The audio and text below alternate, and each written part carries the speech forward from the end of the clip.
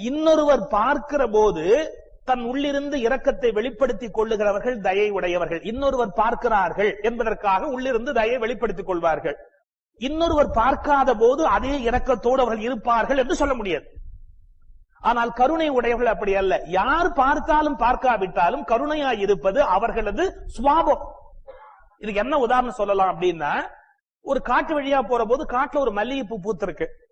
அந்த காட்டுல பூத்திருக்கிற மல்லிகை பூக்கு அந்த வழியா யாரானும் வருவான் அப்படின்னு தெரியுமா? அவன் நாசியில போய் நம்ம உள்ள நுழையணும் அப்படின்னு தெரியுமா?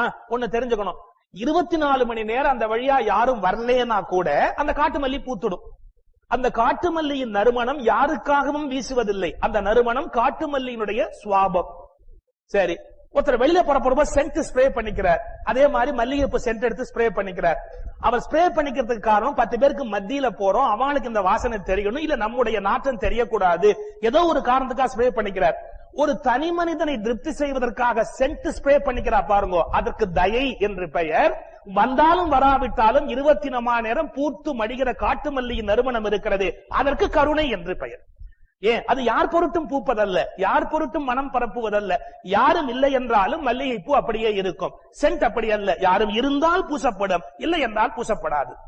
எனவே நறுமணம் என்ற அளவிலே இதுவும் ஒண்ணு அதுவும் ஒண்ணுன்னு சொல்லலாம். ஆனா இயல்பான இன்னொருவரை சார்ந்திராத தன் இயல்பாகவே அமைந்திருக்கக்கூடிய நறுமணம் காட்டுமல்லியின் நறுமணம் போல கருணை என்பது தயையில இருந்து வேறுபாடு உடையது.